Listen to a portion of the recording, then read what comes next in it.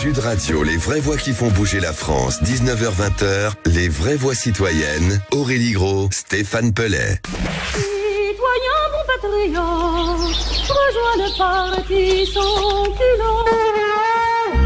Citoyens, citoyennes, on vous court. Des citoyens propres dans une ville propre, nos enfants nous regardent. Pour l'honneur, pour servir, pour la gloire, nous avançons. Je suis un citoyen ordinaire. Citoyen, soldat, frère, père. Citoyens. C'est mon devoir de citoyen. Je n'ai fait qu'une voix. On vous souhaite la bienvenue dans les vraies voix citoyennes. On est ravis de retrouver le G500 avec notre amie Aurélie Gros. Comment ça va, Aurélie? Bonsoir, Stéphane Pellet avec nous, les deux cofondateurs. Bien. Comment ça va? En pleine forme. Il fait beau en France, enfin. Ah oui, écoutez, en tout cas, ça va, grâce ça va Sud souffler. Radio. Est-ce qu'il va souffler aussi peut-être un vent sur les soignants et dans la météo, santé? Oui, d'après Rémi André, le vent souffle. Hein. Allez, au sommaire de cette émission, lève. les soignants sonnent l'alarme en France. En dépit de son passé glorieux en matière de santé, la France traverse une crise sans précédent avec un système de santé vanté mais sous pression. La détérioration des conditions des personnels soignants est devenue criante. À l'hôpital, aux urgences ou en libéral, les fissures s'agrandissent. Dernièrement, plus de 400 soignants issus des principaux collectifs et associations du secteur se sont réunis à Lille. On va en parler avec Arnaud Chiche qui est avec nous, médecin anesthésiste, réanimateur, président du collectif Santé en danger. Bonsoir, merci d'être avec nous.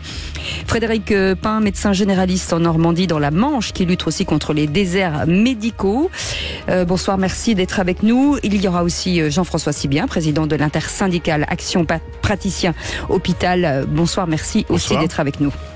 Et cet été, la moitié des services d'urgence sont fermés au moins une fois dans presque tous les départements. Les SAMU 15 ont lancé des appels à l'aide, mettant en péril la sécurité sanitaire selon de nombreux experts, avec une surmortalité estimée à 50 000 décès par l'INSEE.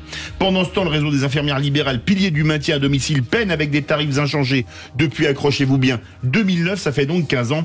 Pierre Schwab du collectif Interurgence, Alexandra Verret des infirmiers libéraux seront nos témoins ce soir. Libéraux en colère. Pardon. On vous souhaite la bienvenue, c'est les vraies voix citoyennes. Les vraies voix Sud Radio. Un bon ministre de la Santé doit... Pas forcément être un docteur, parce on est dans un secteur où les corporatismes sont importants et on le voit dès qu'on veut faire bouger les lignes. Ça peut, mais c'est pas forcément. Un peu comme pour la FHF, du coup. Vous avez le bon profil. Peut-être. On met rarement un agriculteur à la tête du ministère de l'Agriculture et les exemples pourraient être nombreux. On met pas de militaire à la tête du ministère de la Défense. Une émission exceptionnelle ce soir à Sud Radio parce que nous voulions en tout cas donner la parole à tous ces soignants, tous ces spécialistes de la santé, Stéphane Pellet. Et puis parce que l'actualité c'était que dimanche, alors je sais pas pourquoi choisir le dimanche, mais le Premier ministre a fait des annonces, des annonces en matière de santé. On ne sait pas si elles seront déterminantes, mais je pense qu'on va avoir des réponses tout de suite. Mais vous avez vu ce petit clin d'œil, savez-vous qui parlait à l'instant? Non.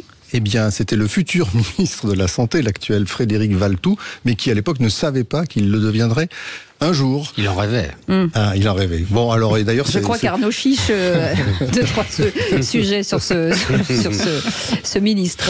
Alors oui, ce soir, donc la parole est donnée, Cécile et Philippe, merci encore aux experts du quotidien, à ceux qui, chaque jour sur le terrain et au-delà des statistiques sanitaires ou comptables, font des constats implacables. Donc Arnaud Chiche et Jean-François Sibien, bonsoir. Arnaud, merci de prendre de votre temps, parce que je crois que depuis quelques jours, vous êtes sous pression vous aussi avec ce vrai Ségur de la santé que vous avez organisé à Lille. On le disait, plus de 400 professionnels de tous bords dans le domaine de la santé qui étaient réunis. Vous êtes aussi quelqu'un de très engagé sur le plan professionnel, parce que tout simplement vous êtes anesthésiste réanimateur, c'est ça, dans une clinique, et puis par ailleurs temps plein. Temps plein. Et puis en plus, vous êtes souvent embarqué dans les véhicules du SMUR, c'est ça? Je prends des gardes au SMUR en plus et en régulation médicale. Et on le connaît bien, Sud Radio, parce que vous intervenez souvent et on est ravis de vous accueillir. J'en profite pour remercier Sud Radio. Alors, il faut rentrer dans l'art tout de suite, je suis désolé de vous le dire comme ça. Donnez-nous quelques grands chiffres qui, là, depuis ces derniers jours, font froid dans le dos en matière de santé et qui justifieraient quasiment un plan d'urgence pour la santé en France. Bon, 10 millions de Français qui ont plus de médecin généraliste, c'est pas mal quand même. Ça suffit. Ça fait froid. 68 millions, ça fait beaucoup. C'est pas mal. Un service d'urgence fermé sur, Pas 1 sur 2, je vais exagérer, mais il y a des pics à un moment donné de fermeture de services d'urgence en France qui font froid dans le dos. 100 000 infirmiers, mais Pierre nous en parlera, entre 60 000 et 100 000 infirmiers qui manquent dans les hôpitaux. Un déficit de médecins criant tellement que la réforme des études de santé fait qu'on recale des enfants, des étudiants extrêmement brillants. Il n'y a rien qui va. Il n'y a rien qui va dans ce système. Et pour ceux qui travaillent, l'épuisement des personnels. Burn-out, oui, alors évidemment, la santé mentale des soignants elle est extrêmement mauvaise, mais vous savez, c'est extrêmement compliqué parce que Pierre en parlera bien et Jean-François aussi. Les gens, ils aiment leur boulot, quoi. Voilà, on veut bien soigner, on veut bien faire notre job. Ce qui est terrible, c'est que vous êtes face à des professionnels. Ça pourrait être des professionnels, je vais dire n'importe quoi, de la poste ou du nucléaire, qui vous diraient on ne peut pas faire notre travail correctement. Bah là, c'est les professionnels qui soignent les Français. Or, la santé en France, à mes yeux, ça devrait être le pilier d'un projet de société, mais ça devrait être aussi quelque chose auquel on ne pense pas. Ça devrait être naturel de pouvoir se soigner. Ce n'est plus le cas en France. Moi, j'ai une question pour chacun d'entre vous. Quel est le premier gros chantier? Est-ce que c'est la médecine de ville ou est-ce que c'est l'hôpital? Parce que c'est important, peut-être. Est-ce que c'est Jean-François Sibien, président de l'intersyndicale? Cécile, dans votre question, il faut qu'on arrête de segmenter. La prise en charge des patients, elle est globale. Dans le médico-social, qui est souvent le parent pauvre, le parent oublié, la médecine de ville, la médecine hospitalière, on est la même famille. On est l'équipe. Vous voyez une équipe de rugby où vous avez les lignes arrières qui jouent de manière indépendante par rapport aux premières lignes. Ça arrive. Je pense pas. Ça arrive malheureusement. Mais ça se termine mal en général. Oui. Si ce qu'on veut, nous, ce qu'on porte au niveau des collectifs, des représentations syndicales, c'est aller vers la victoire. La victoire, c'est la qualité et la sécurité des soins pour nos concitoyens, mais c'est également notre qualité d'exercice. Aujourd'hui, nous, SAMU Urgences de France, on se bat contre une chose, on déclare maladie nosocomiale, tout patient brancard. Un patient brancard de plus de 75 ans qui passe juste une nuit sur un brancard, c'est 42% de mortalité en plus. Si ce patient a des comorbidités, c'est 225% de mortalité supplémentaire. Juste une nuit. Je vous rappelle, souvenez-vous, l'été 2022, on a des gens qui ont passé 15 jours durant sur des brancards. 2023, sur les chiffres de mortalité, de surmortalité, on a imputé de la surmortalité à la canicule.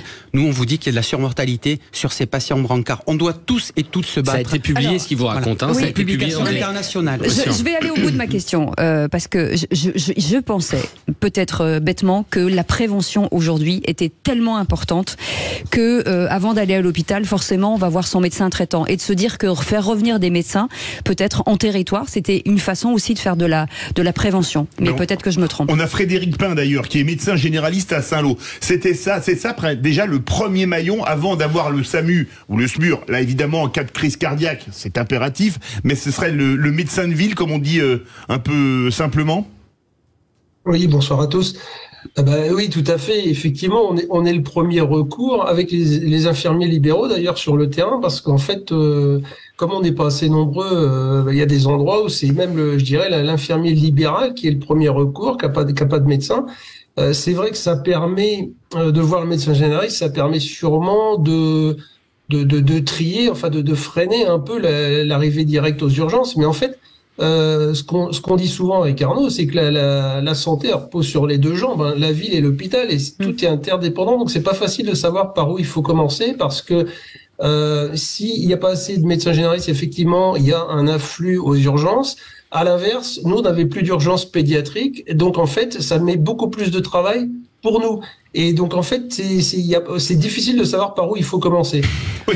Alors avant de faire une petite pause, Arnaud Chiche, Jean-François Sibien, vous nous donnez chacun 2 mesures, mais très vite, 2 mesures choc pour l'hôpital. Bon, moi, chacun 2, ça fait 4. Et la ville, oui, c'est ça. Chacun 4, on n'aura pas le temps. Ok, alors deux. Il faut que le projet de loi voté au Sénat de Bernard Jomier, sénateur, médecin, qui vise à augmenter le nombre des effectifs dans les hôpitaux. C'est-à-dire que ce qu'on appelle les ratios, c'est-à-dire qu'on regarde pour combien de patients, combien de soignants il faut pour soigner combien de patients. Aujourd'hui, c'est complètement délirant.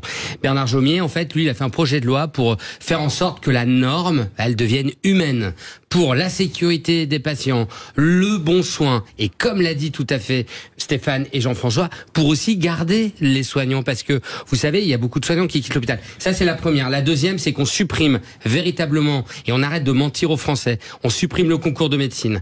Parce que quoi qu'il advienne, on a besoin de médecins dans ce pays. On a parlé des deux jambes, l'hôpital, la ville. On a besoin de médecins. Voilà. Suppression du concours de médecine. Le temps qu'il faut. Je dis pas qu'il faut le supprimer pour toujours. On le remplace par quoi, en fait? Et non, mais on peut faire des examens quand même. On est capable dans ce pays de faire un examen. Okay. Aujourd'hui, non mais Cécile, je vais vous expliquer. Aujourd'hui, il y a des gamins à 16,1, ils seront médecins. À 15,9, ils seront jamais médecins. Ou alors, c'est des fils de familles riches qui les envoient au Portugal, en Roumanie ou en Belgique. Si vous voulez, on peut pas cautionner un système comme ça. C'est pas possible. Vous avez raison. Et on n'a pas le temps pour Jean-François Sibien, mais on va revenir. On fait un bon teasing. Comme ça, du coup, vous allez peut-être pouvoir en donner 4. Voilà. Mais on le sait que quand on donne la parole à Arnaud Chiche, ça peut durer une heure. Allez, je n'ai pas chiche de la parole. Sud Radio, les vraies voix qui font bouger la France, 19h-20h, les vraies voix citoyennes, Aurélie Gros, Stéphane Pellet. C'est une émission assez exceptionnelle organisée par Aurélie Gros et Stéphane Pellet, le G500, puisque c'est une matière, en tout cas un sujet qui nous concerne tous et pour lequel nous devons absolument trouver des solutions, peut-être tous ensemble en parlant. Et nos invités pour en parler, Arnaud Chiche est avec nous, président du collectif Santé en danger, Jean-François Sibien, président de l'intersyndicale APH, et Frédéric Pain, qui est médecin généraliste à Saint-Lô. On avait proposé Arnaud Chiche, avant la pub, 2 propositions que vous rappelez juste brièvement. Instauration de nouvelles normes qui limitent le nombre de patients par soignant. Mais Pierre va nous le dire mieux que moi. Ça s'appelle des ratios. Projet de loi de Bernard Jomier, tout est écrit. Deuxième chose, on arrête le mensonge d'Emmanuel Macron depuis le début de son mandat. On supprime véritablement le concours de médecine. Le temps d'irriguer le système. Pas tout le temps. Le temps d'irriguer le système en docteur. On a compris qu'il en manquait partout. J'avais dit un résumé, mais ça, il y a toujours pas. Mais non, c'était bien résumé. Moi, je le soutiens. Non, c'est pour le taquiner. C'est pour le taquiner. Jean-François Sibien, vos propositions. Nos propositions, la prévention est un levier essentiel, mais la prévention, elle doit se faire au niveau de l'État. On a vu, rappelez-vous, pendant le Covid, on a insisté pour que des messages passent sur « j'ai une douleur à la poitrine, j'appelle le numéro santé, j'appelle le 15 », « j'ai un côté paralysé, j'appelle le 15 ». Tous ces messages-là, on ne les a pas. Mon enfant a de la fièvre. Il y a des mesures simples, on le déshabille, on peut lui donner du paracétamol. Et après, donc, vous avez un numéro d'urgence qui est le 15. Aujourd'hui, on est sur le système d'accès aux soins. On n'est pas là pour réguler, pour empêcher les gens d'eux. On est là pour apporter une régulation médicale, c'est-à-dire qu'on apporte à chaque Français sur le territoire la réponse pour le mettre dans un juste soin et dans un bon parcours de soins. Donc ça aussi, il faut qu'on avance là-dessus. Frédéric Pain, on dit souvent qu'on cache la misère. Les dernières mesures qui disent, si je ne m'abuse, que les pharmaciens vont pouvoir prescrire, par exemple, des produits, des antibiotiques pour les angines ou les bronchites, ou des produits, alors c'est des antibiotiques pour les cystites, mais je crois que c'est des antibiotiques aussi. Est-ce que vous dites que là, on cache la misère, ou que c'est la meilleure solution en attendant, comme il n'y a pas de place chez les médecins, parce qu'il n'y a pas assez de médecins?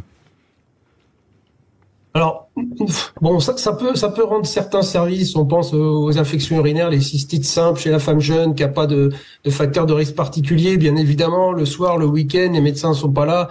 Ça va rendre des services. Les angines, déjà, on peut en discuter parce que une angine, c'est pas toujours une douleur de gorge. Ça peut être une angine, mais c'est pas toujours ça. Et puis, ça cache un peu la misère parce que de toute façon, ça restera que sur des indications très précises. Vraiment, là, on parle de l'angine, de la cystite. Et puis, comment dire, toutes les mesures là qui ont été annoncées par Monsieur Attal, c'est en fait à aucun moment il y a des mesures qui sont faites pour relancer l'attractivité de la médecine générale. En fait, c'est on a l'impression un peu d'un dépeçage de la médecine générale qui est vendue à la découpe. Et en fait, finalement, il y a rien qui est fait. Il y a 15 000 médecins remplaçants qui seraient prêts à s'installer, mais il y a rien qui est fait pour les attirer. Et ça serait peut-être aussi simple de faire s'installer des médecins plutôt que de déléguer tout ce qu'il y a à faire. Et en termes de délégation, ce qu'il faudrait qu'on délègue absolument, c'est le temps administratif pour retrouver le temps médical. Mais il faut pas forcément déléguer des choses médicales. Il faut vraiment qu'on délègue du travail administratif. Stéphane Pellet veut réagir. Rappelons-le, il manque au moins 8000 médecins et Frédéric Pin, justement, qui est dans la Manche, la Normandie, explique ça très bien. C'est que, tout simplement, si on veut s'installer mais qu'on veut faire ce que veulent faire maintenant les jeunes médecins, plutôt 35-40 heures, eh bien, ils ne s'en sortent pas et ils peuvent pas installer un cabinet, ils ne peuvent pas prendre en charge. Aurélie voulait dire oui, un mot, non, mais moi je voulais juste rajouter, sans compter la surconsommation des médicaments, parce qu'à partir du moment où il vous suffit d'aller voir un pharmacien pour dire j'ai mal à la gorge, il me faut des antibiotiques, ça veut dire que vous pouvez y aller 1 fois, 2 fois, 3 fois sans avoir mal à la gorge, et on verra s'il y a une augmentation, et en plus sans compter qu'aujourd'hui vous allez chercher de l'augmentin dans une pharmacie, généralement ils sont en rupture de stock. Alors bon, le pharmacien il va être bien avec ça. Voilà, c'était juste ce petit... Et sur les médecins généralistes, juste un tout une petite chose, c'est qu'il y a beaucoup de collectivités qui s'investissent pour construire des maisons médicales de santé, mais qu'aujourd'hui, la réglementation qui est imposée aux maires pour construire des maisons médicales de santé est très compliquée, même dans l'aide qu'on souhaite apporter aux médecins qui souhaitent s'installer. C'est-à-dire qu'on a eu quand même des élus qui ont été mis en examen parce qu'ils mettaient à disposition, justement, comme le disait le docteur, une assistante, quelqu'un qui venait aider, et donc on aidait un professionnel, on aidait du privé, donc pour éviter qu'il s'en aille. Pour éviter qu'il s'en aille. Jean-François Sibien voulait réagir. Par rapport à ce que tu disais, Stéphane, sur le temps de travail, nous, il nous arrive, on est la vieille génération, on travaille 80-90 heures par semaine, mais je sais pas si après ma 4e garde au petit matin, je suis aussi, alors c'est peut-être un gros mot, efficient, j'essaye d'être toujours le plus humain possible, donc je comprends et nos jeunes ont raison. Je pense qu'à un moment, il faut borner le temps de travail, il faut le tracer, c'est la loi, c'est la loi européenne, c'est la loi française qui n'est pas respectée dans les hôpitaux, le temps de travail. C'est le temps de travail maximal, c'est 48 heures. On est à 48 heures et au-delà, on doit contractualiser pour travailler plus. Mais tu l'as très bien dit, Stéphane. Toutes les charges administratives aujourd'hui, et on est dans le pays, c'est même plus le millefeuille, on est aux 10 000, aux 100 000 feuilles administratifs. Il faut qu'on arrête. On a des dossiers, un dossier patient en pharmacie, on a un dossier patient en médecine, mais faisons quelque chose. Enfin, on a quand même des sociétés informatiques puissantes. Faisons un dossier patient, que l'usager devienne acteur là aussi, qu'il incrémente et qu'on l'aide à incrémenter, qu'on valorise le travail de nos collègues soignants, les infirmiers, les aides-soignants aussi. Enfin, on parle pas du médico-social, mais le maintien à domicile est quelque chose d'essentiel. Allons vers la simplification. Là, on nous rajoute des strates sur des strates. Il faut faire péter je vous dis, le système d'enveloppe dans ce pays. Comme vous allez voir bientôt, je crois, Monsieur le maire, Cécile, il faut lui proposer une chose. On demande depuis 10 ans à être reçu. Surtout. On propose depuis 10 ans d'analyser l'impact médico-économique du juste soin. Là, aujourd'hui, vous avez une explosion des ALD, plus 50%, avec un vieillissement de 10 années de la population. ALD, affection longue durée. ALD, affection longue durée, c'est-à-dire c'est les patients les plus graves, les plus lourds. Mais rappelons aussi à nos concitoyens, en France, vous êtes le seul pays où, quand vous êtes gravement malade, tout est pris en charge par la société. Et ça, ne l'oublions pas. Ça, on pourrait le perdre un jour. Jean-François Sibien, parce que vous devez nous quitter pour rejoindre tout à l'heure Toulouse d'ici quelques minutes à peine. C'est pour ça que vous parliez si bien du rugby. Vous vouliez lancer un appel, je crois, par rapport notamment au PH. Voilà. Alors, Monsieur le Président de la République, vous avez, sous l'impulsion du ministre Braun, lancé une réforme sur la retraite des hospitalo-universitaires. Pour expliquer à la population, nos collègues hospitalo-universitaires, les professeurs d'université, c'est-à-dire c'est l'élite du pays. Je n'ai aucun conflit d'intérêt personnel, j'ai juste un conflit d'intérêt en tant que citoyen. Ces collègues-là ont une valorisation pour leur retraite sur la partie universitaire, mais le temps clinique, c'est-à-dire les patients les plus graves, les patients les plus complexes, la formation, l'enseignement, cette partie-là n'était pas intégrée dans leur retraite. Donc là, l'État a proposé d'abonder leur retraite. Tout simplement, on demande que l'année de recherche de nos jeunes collègues soit prise en charge par l'État avec un bulletin de paye pour qu'ils aient la valorisation de leur trimestre, que l'année de thèse également soit prise en charge, mais surtout que l'abondement qui est proposé par l'État soit à minima à la hauteur des praticiens hospitaliers, c'est-à-dire 55%, en rappelant que pour les fonctionnaires, puisque ces collègues sont fonctionnaires, c'est 75%. Voilà, appel est lancé. Ce que je voulais juste rajouter, c'est que les professeurs dont on parle, ils sont fondamentaux pour former les médecins. Ah bah c'est clair. Sans eux, on peut pas y arriver. Donc en fait, ce que Jean-François est en train de vous expliquer, c'est qu'on s'est rendu compte, ceux qui défendent bien ce sujet-là, se sont rendus compte que la retraite était misérable pour les professeurs. Et aujourd'hui, nous on connaît des jeunes professeurs. Ce qui paraît dingue. Ça paraît dingue, mais tout est dingue sur le système de santé en France. Tout est dingue. Et aujourd'hui, ce qu'on est en train de vous dire, c'est que rien n'est fait pour en fait devenir formateur en médecin. Mais pourquoi on a attendu si longtemps? Est-ce que ça c'est quelque chose que vous demandez depuis longtemps? Ce qui caractérise, je donne juste mon avis en 20 secondes, ce qui caractérise les soignants, c'est la résilience. Et donc il y a une forme de résilience dans les sujets santé et chez les professionnels de santé. Et à un moment donné, ça tire, et le système il casse. Jean-François, ce qui caractérise nos politiques aussi, c'est la technocratie. Aujourd'hui, on est en anarchie. On annonce depuis 1995 ce qu'il se passe aujourd'hui. Et je peux vous dire que vous êtes sur une cinétique rapide. Le Covid nous a permis, nous, d'avoir une bouffée d'oxygène, mais on a montré aux Français qu'on était capable de s'organiser. La ville, le médico-social, dans tous les étages. D'accord ? Derrière, on aurait aimé qu'on nous entende. On a dit former plus de soignants. Mais former plus de soignants, c'est pas non plus l'open bar qu'on demande. Derrière, il y a un souci sur Parcoursup. On le dit. Vous avez plus de 40% d'abandon. Et c'est pas moi qui le dis, c'est le président de la République. 40% d'abandon sur des promos d'infirmiers. Arrêtons aussi d'envoyer nos jeunes en formation au CASPIP, c'est-à-dire en première ligne. Un jeune en formation, il doit être accompagné, tutoré. Et cette tutorisation, aujourd'hui, elle n'existe plus dans le pays. Nous aussi, on le voit en médecine. Il faut qu'on se batte sur les hospitalo universitaires. N'oublions pas, ils forment les médecins, mais ils forment aussi l'ensemble des soignants. Il faut qu'on recrée une dynamique saine. On était la première puissance sanitaire dans les années 2000.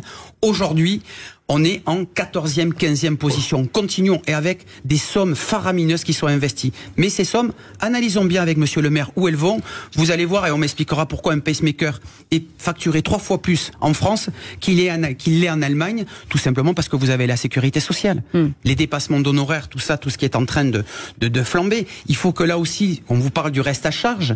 Moi, le reste à charge, du moment que le patient, il est bien pris en charge, il n'y a pas de souci. Et j'envoie mes amitiés à l'ancien ministre de la Santé, monsieur Véran, qui nous a beaucoup expliqué l'engagement hospitalier. Je vois que l'engagement hospitalier de quelqu'un qui nous a expliqué le Ségur et qui a fomenté le Ségur de la césure va vers de la médecine esthétique.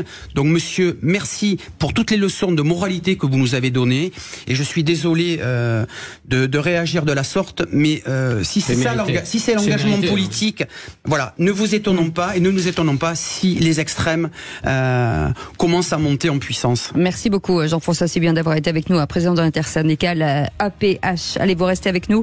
On continue avec, en tout cas je sais que vous devez prendre votre train. Bon voyage, on reste ensemble jusqu'à 20h avec Philippe David et nos témoins, et on parlera aussi des infirmières. Vous savez comme elles sont importantes dans cet écosystème de la santé. À tout de suite. Sud Radio. Et jeudi dernier à Lille, notamment organisé par Arnaud Chiche, président du collectif Santé en danger. Et maintenant, on va recevoir Pierre Schwab, président du collectif Interurgence, et Alexandra Verret de l'association Le Collectif des infirmiers libéraux en colère. Et maintenant, c'est à vous, Aurélie Gros. Oui, tout à fait. J'aimerais le rappeler, Arnaud Chiche, qui est un des cofondateurs et organisateurs du G500 à nos côtés. On est 8 structures, donc c'est important de le dire. Et on organise de très très belles choses pour dans les mois qui viennent, dans les semaines. Énorme, après la nuit de la santé. Voilà, donc c'est important de le préciser.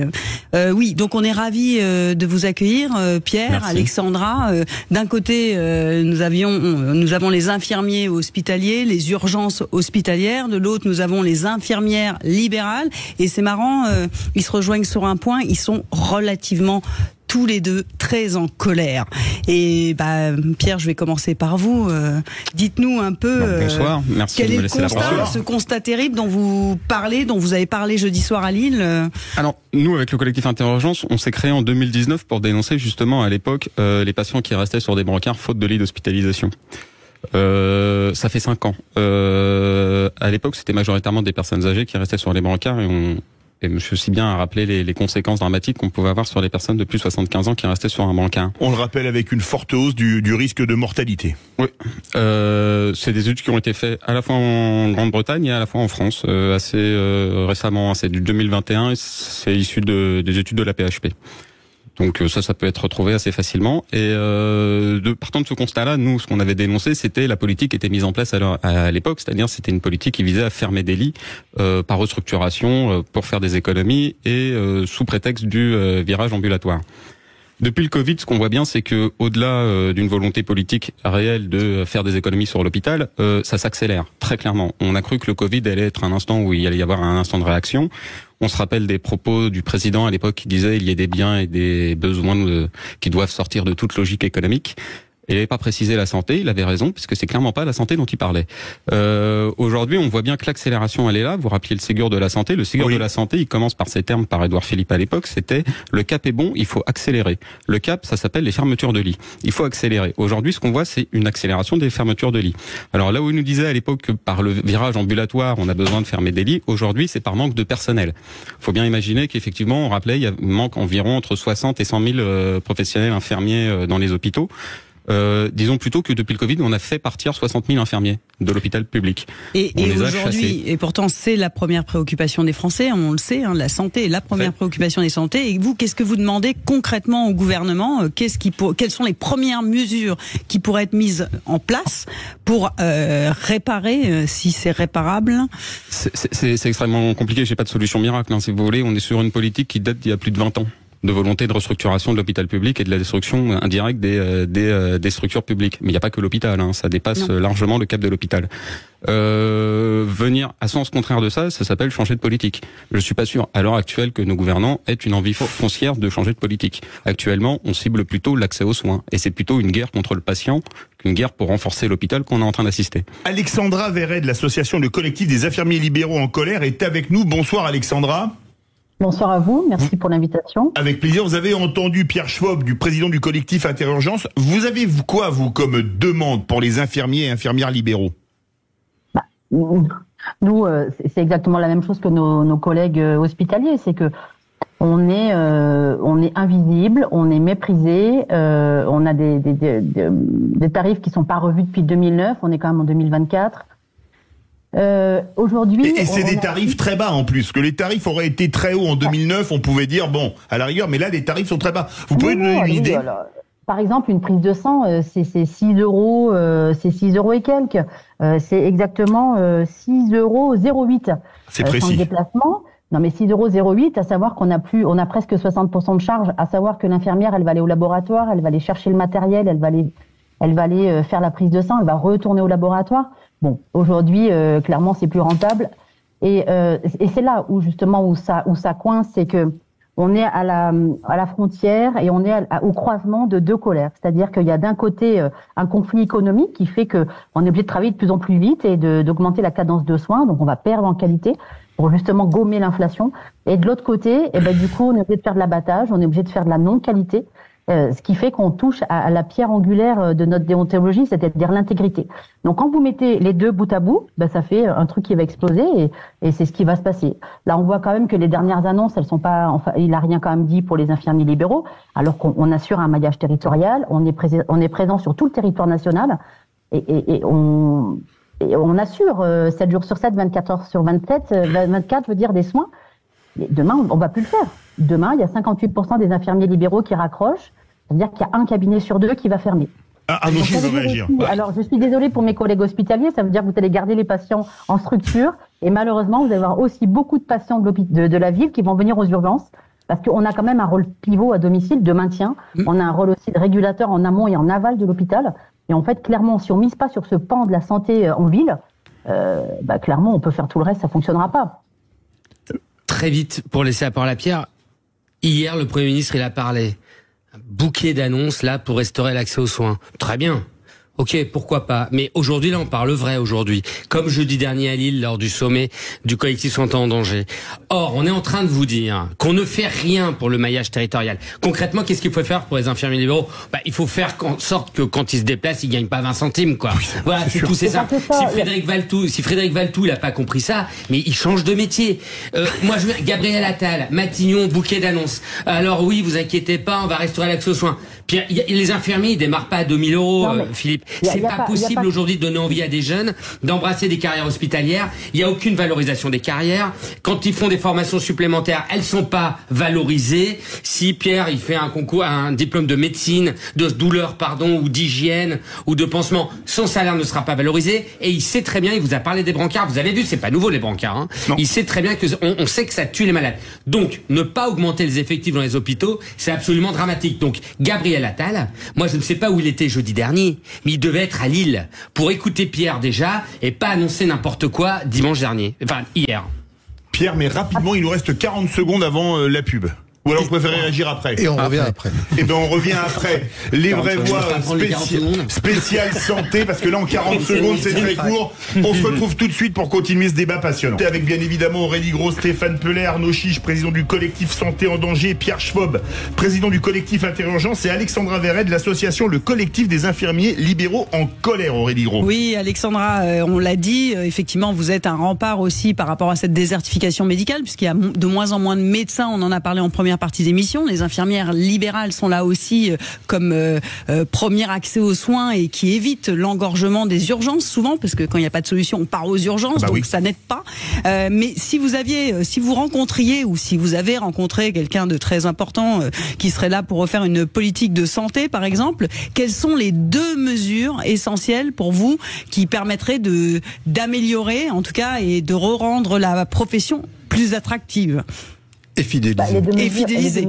Fidéliser. Alors, les 2 mesures, bon, forcément, c'est la réaugmentation de nos tarifs, qui sont, comme je vous le disais tout à l'heure, qui sont pas revus depuis 2009 et qui sont quand même relativement bas. Et puis surtout, c'est reconnaître nos missions qui sont réalisées quotidiennement au domicile. Alors, je veux bien qu'on ait des nouvelles missions, je veux bien qu'on travaille sur plein de trucs. Mais déjà, j'aimerais bien que ce qui est fait quotidiennement par tous les infirmiers en France, et on a à peu près 125 000 sur le territoire, soit reconnu à sa juste valeur. Donc tout ce qui est éducation, prévention, tous les actes hors nomenclature qu'on fait et qu'on fait aussi gracieusement, parce que les gens n'ont pas forcément les moyens de se payer des soins. J'aimerais vraiment que cette mission de rôle pivot, elle soit reconnue à sa juste valeur. Et je pense aussi que c'est comme ça qu'on va rétablir l'attractivité des métiers. C'est en reconnaissant les professionnels de santé à leur juste valeur, et forcément la rémunération va aller avec, mais déjà qu'on reconnaisse entièrement leur travail quotidien, je pense qu'on aura déjà fait un gros progrès. Vous mettez la rémunération avec, et dans ces cas-là, vous allez garder les infirmiers. Là, il faut vraiment qu'ils prennent conscience qu'il y a une catastrophe sanitaire qui se dessine, c'est-à-dire qu'un infirmier sur 2 va arrêter son activité dans moins de 5 ans. Ça veut dire des patients qui vont aller aux urgences et surtout des patients qui ne pourront pas sortir de l'hôpital. C'est fou. Donc, d'où l'alarme. J'ai envie de dire que la seule, vu tous les plans santé qu'on nous prépare, bon, il n'y en a aucune qui sera efficace, il faut être honnête, et on est tous unanimes de ce côté-là. Je pense que la seule chose qui serait efficace, c'est qu'ils interdisent aux gens d'être malades. Et dans ces cas-là, on règle tous les problèmes de santé. Non, mais on en rigole. Une amende. Oui. Ça me rappelle un homme politique qui voulait rendre le chômage des jeunes illégal, le truc complètement délirant, quoi. Ça a déjà été dit par Jean Castex. Pour sauver l'hôpital, il ne faut pas tomber malade. C'était Jean Castex. Mais c'était Jean Castex. On en revient à des choses aussi stupides, mais j'ai envie de dire qu'aujourd'hui, tout ce qu'on propose, il n'y a pas d'envergure, il y a un déni de réalité qui est quand même très puissant. On n'écoute pas les professionnels de terrain, quelle que soit leur profession, médico-sociale, médicale, paramédicale. Je pense que ce déni de réalité, il faut arrêter. Alors, ce terme de misérabilisme, on peut plus tous l'entendre, ça c'est une évidence. Mais je pense qu'il y a vraiment une catastrophe qui se dessine, et je veux pas faire peur aux gens, pas du tout. Mais je pense qu'il faut prendre conscience de la catastrophe qui se dessine. On n'a plus de médecins, on n'a plus d'infirmiers. Bon, sur le médico-social, on voit que les difficultés sont tout aussi grandes. À l'hôpital, c'est pareil. Bon, donc interdisons aux gens d'être malades. Je crois qu'on aura d'où l'alarme qu'on voulait vraiment lancer ce soir au travers de vous, les soignants qui montaient au front. Et donc Pierre Schwab, collectif Interurgence. En effet, quand le système de ville ne fait plus tampon, n'accompagne plus, eh bien on en arrive à ce que tout ça se déverse entre guillemets, avec beaucoup de guillemets, à l'hôpital et notamment dans des urgences. Et il faut aussi prendre la responsabilité des urgences et des choix qui ont été faits, parce que tout ça c'est une politique. Moi, il y a 12 ans, la situation n'était pas du tout la même. Là, 12 ans, la politique c'était de fermer des urgences parce qu'il n'y avait pas assez de passages et que c'était pas assez rentable. Qu'est-ce qu'ont fait les services d'urgence dans ces cas-là? Ils ont regardé. Économiquement parlant, on est sur ce qu'on appelle la tarification à l'activité. Pour être très simple, une patiente qui vient aux urgences pour une fracture du fémur va nous rapporter moins d'argent que quelqu'un qui vient parce qu'il s'est coupé avec un bout de papier. C'est hallucinant. Qu'est-ce qu'on a fait? On a été chercher le maximum de gens dans la rue. Donc on a invité tous les patients qui allaient dans la médecine de ville à venir à l'hôpital pour faire vivre juste le service. Ça, c'était pas pour soigner les patients, c'était pour que le service puisse fonctionner économiquement parlant. Aujourd'hui, on se retrouve à devoir gérer toute la médecine de ville parce que, à force d'avoir raboté tous les médecins de ville et les avoir mis dans les urgences ou d'avoir fait des schémas pour faire des urgences courtes, pour vanter le fait de consulter aux urgences, aujourd'hui, on se retrouve un petit peu dépassé par la situation. Surtout qu'en parallèle, comme je dis, on a fermé des lits. Et ce qui fait qu'il y a un embranchement au niveau des urgences qui est assez impressionnant. Et le problème aujourd'hui, c'est que les politiciens n'ont absolument pas envie d'agir là-dessus. Ils agissent sur l'accès aux soins. Ils vont faire des forfaits urgences, ils vont limiter l'accès aux soins ou fermer des urgences. Autour de la table, on a des gens pragmatiques comme Aurélie Gros qui par ailleurs gère une commune, etc. Comment on fait passer aux Français l'idée que donc, finalement, il ne faut pas mettre de limites financières, mais est-ce que vous pensez, qu'est-ce que vous avez comme solution ou comme message pour que chacun accepte l'idée que ça va coûter plus cher? Alors, si on parle d'un point de vue financier, tout ce qui se passe d'un point de vue financier, c'est voté annuellement parlant lors du PLFSS, le plan de loi de financement de la sécurité sociale, notamment avec ce qu'on appelle l'ONDAM, l'Objectif national des dépenses d'assurance maladie. Actuellement, on va dire que c'est à peu près 250 milliards. C'est géré, alors normalement, c'est discuté à l'Assemblée nationale. Cette année, ça n'a pas été discuté, donc ça a été passé en ce qu'on appelle le 49.3. Mais ça n'a pas toujours été comme ça. Avant, ça n'appartenait pas à l'Assemblée nationale, ça. Ce n'était pas discuté à l'Assemblée nationale. C'était discuté par les organisations des travailleurs. Ça appartenait aux partenaires sociaux, ça appartenait aux travailleurs. Ce n'était pas les politiciens qui avaient leur mainmise, on va dire, sur la sécurité sociale, dans la base de son fondement. On voit bien que depuis que les politiciens ont une mainmise sur la sécurité sociale, on n'a que du rabotage ou que une limitation, en tout cas, des recettes. La réalité, c'est que dans ce pays, nous on voit bien, dans le cas du collectif Santé en danger, on ne fait plus de santé publique. Qu'est-ce que c'est la santé publique? C'est regarder les besoins d'une population. Les besoins de la Normandie seront pas forcément les mêmes besoins que dans le Var. Oui. C'est regarder ce dont on a besoin pour soigner les gens. Et parfois, ensuite, je vous arrête, même au sein d'un même département, une ville n'aura pas du tout les mêmes besoins qu'une autre. Donc en fait, c'est ça qu'on est en train de vous expliquer. On ne fait plus de santé publique. Il faudrait refaire de la santé publique, c'est-à-dire on a besoin de quoi, où. Par exemple, là, on sait que on a énormément de départements qui n'ont pas de service de soins palliatifs. Eh ben, il faut mettre des soins palliatifs. Et puis, il faut arrêter de tortiller. Voilà. Je vais pas être vulgaire. Et on fait les services de soins palliatifs. Je suis quand même malheureux de le faire 2 jours avant la sortie de la loi pour l'aide à mourir, parce que les mecs, les cerveaux se sont rendus compte que on pouvait pas faire d'euthanasie en France si tout le monde n'avait pas accès aux soins pal. C'est dire le niveau de nullité des organisateurs de la santé en France. La deuxième chose, et ça, ni Valtou, ni Gabriel Attal en sont capables. Et en tout cas, nous n'ont pas fait la démonstration, mais ni Macron. Il faut, ce que Pierre vous explique, il faut une loi de programmation santé. On va où? À 1 an, à 3 ans, à 5 ans, à 10 ans. On prend le temps. On parlait tout à l'heure avec Pierre des ratios à l'hôpital. Évidemment, si on établit demain des nouvelles règles d'effectifs, les effectifs, on les a pas aujourd'hui. Par contre, si on dit aux directeurs d'hôpitaux et aux tutelles, vous inquiétez pas, vous avez 6 ans pour faire en sorte qu'une infirmière dans un service de cardiologie, elle soit plus 1 pour 15, mais qu'elle soit 1 pour 6. Ben, ma foi, on met en route les IFSI, on mouline, Institut français de soins infirmiers. Institut de formation de soins infirmiers, pardon. Peut-être que la première question, en fin de compte, qu'il faudrait, j'ouvre le débat, mais se poser, c'est quel système de santé on veut réellement en France? Parce qu'aujourd'hui, on voit bien qu'on va vers un système plutôt à l'américaine. Les gens sont obligés d'aller de plus en plus, et ceux qui ont les moyens, un système à 2 vitesses. Donc, quel système on veut de santé aujourd'hui en France? Vers où on veut aller? Il y a un grand risque en France, et tout à l'heure, le docteur Sibien l'a très bien dit, c'est-à-dire c'est qu'on a des certitudes. On avait la certitude d'avoir le meilleur système de santé, on a la certitude d'avoir la sécurité sociale, on a la certitude d'avoir l'accès aux soins partout en France, on a la certitude d'avoir l'école gratuite et compagnie. Tout ça, en fait, faut arrêter. Parce que très clairement, c'est pas sûr du tout là maintenant. Là, on est à un tel niveau de rabotage à peu près partout, que l'accès aux soins, tout le monde a bien compris que c'est pas partout l'accès aux soins en France, que la sécurité sociale, là, elle commence à être très sérieusement attaquée, et certainement que dans un futur pas si lointain que ça, elle sera peut-être plus là. Il y a plein de choses comme ça, on avait des certitudes et finalement c'est en train de s'effondrer. Je pense que quand les Français auraient compris que les certitudes seront effondrées, je crois qu'il sera trop tard. Alexandra Verret, en une toute petite minute, la conclusion, en toute petite minute. Je pense que Aurélie, tu as souligné un truc qui était important, c'est-à-dire qu'aujourd'hui on va aller sur une médecine à 2 ou 3 vitesses. C'est-à-dire que même par rapport aux soins infirmiers de ville, quand les cabinets auront déserté, il y a des gros groupes qui vont s'installer sur le marché et qui vont effectivement proposer des soins à domicile, mais contre des rémunérations qui seront beaucoup plus importantes. Et je crois qu'on a encore les moyens, et je pense que c'est aussi pour ça qu'on se bat tous, et c'est pas un poisson d'avril, on croit fortement en ce qu'on dit, c'est qu'on a encore les moyens de sauver le système. Mais avec des mesures qui sont engageantes, qui soient réalistes, qui tiennent la route, et puis surtout qui prennent en compte l'humain. Merci. Mais quand je dis l'humain, c'est le patient et le soignant. Oui. Le mot de la fin, Arnaud Philippe, pourquoi on se bat?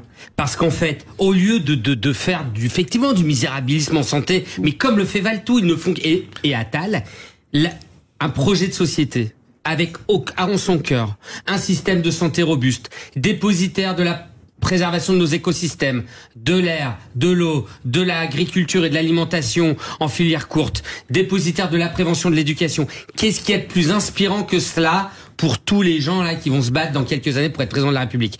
C'est ça qu'ils doivent faire.